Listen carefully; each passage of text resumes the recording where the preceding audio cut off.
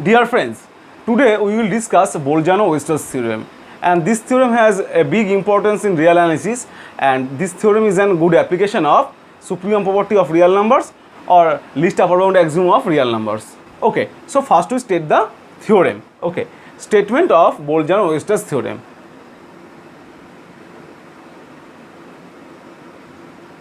Every infinite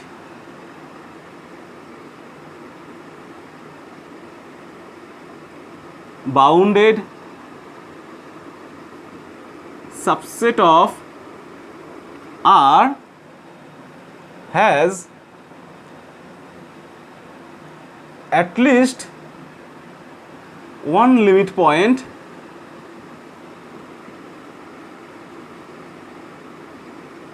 in R.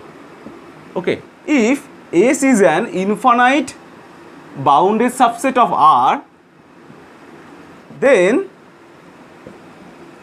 S has a limit point in R. We have to prove this result. Okay, proof of the result. So let us take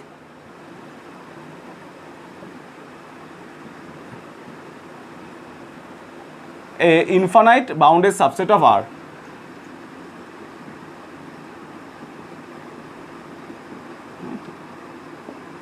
And bounded. Okay. Since S is an infinite subset of R, so obviously S is non-empty. Okay, and since S is bounded, so S is bounded above and S is bounded below. Okay, so since S is bounded above, so by supremum property of R, sup of S exists. Say supremum of S is a capital M. Okay, and since again F is bounded, so bounded below, so infimum of the set S exists, and we call the infimum as small m. Okay, now there is no guarantee that capital M or small m is a limit point of the set S, because if we consider an example, let us consider the set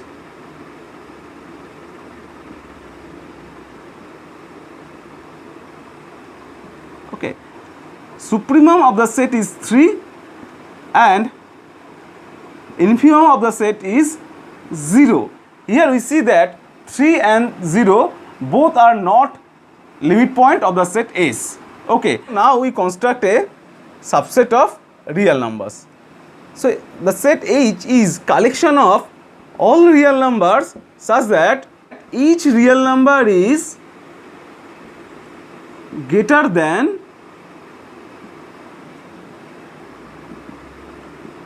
infinitely many elements of S. Okay, now the question is whether the set is empty or non-empty. Okay, already we have seen that capital M is the supremum of the set S. Okay, and S is an infinite set, so obviously capital M is greater than every elements of the set S, and since S is an infinite set, so obviously capital M belongs to the set H. This implies the set H is non-empty. So let us take a element from the set capital H.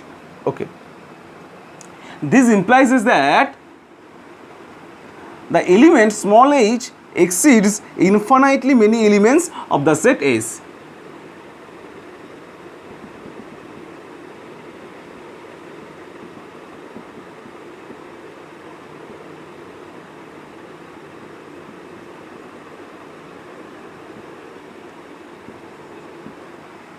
Since small m is the infimum of the set capital S, so every element inside the set capital S is bigger than small m. So obviously the element H is strictly greater than m.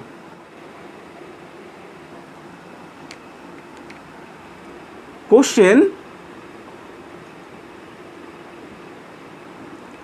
H not equal to M. Why? Think on it. Capital H is bounded below.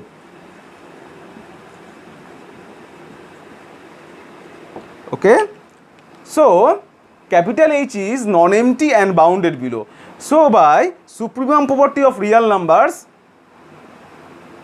infimum of H exists. So, infimum of H exists. Okay? And we call infimum of H is equal to zeta. Okay. Now here our claim is zeta is a limit point of S. Okay, this is our claim. So we have to establish that every epsilon neighborhood of zeta contains infinitely many elements of the set S. Okay. Since zeta is a infimum of the set H, so for any epsilon positive, there exists an element H dash belongs to capital H such that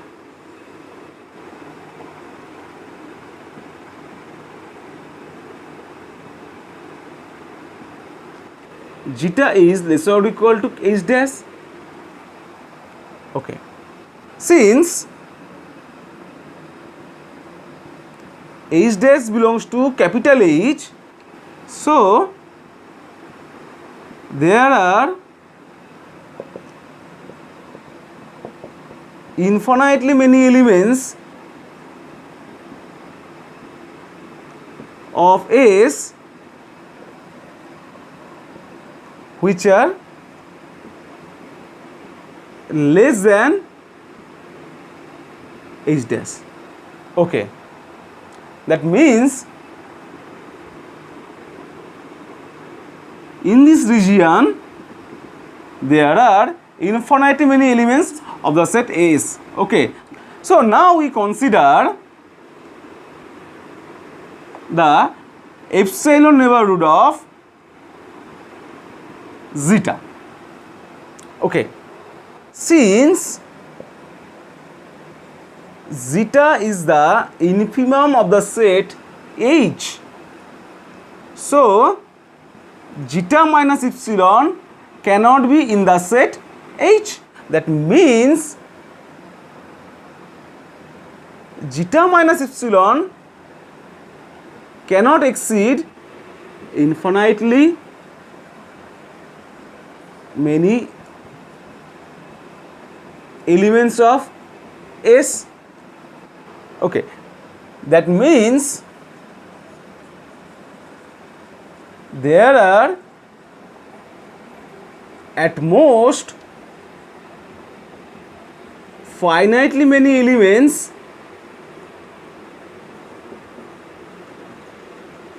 of S which are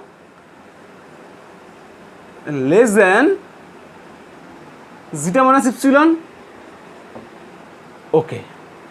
As we have seen that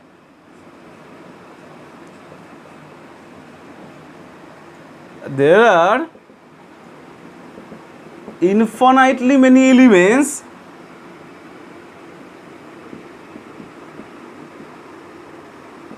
in S which are less than H dash, and there are at most finitely many elements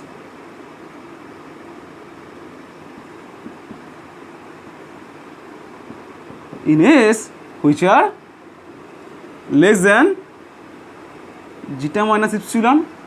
Okay, so here there are infinitely many elements in S which are less than H dash. Okay, and here there are at most finitely many elements in the set S which are less than zeta minus epsilon. So obviously in this region there are infinitely many elements of the set S. Okay, that means there are infinitely many elements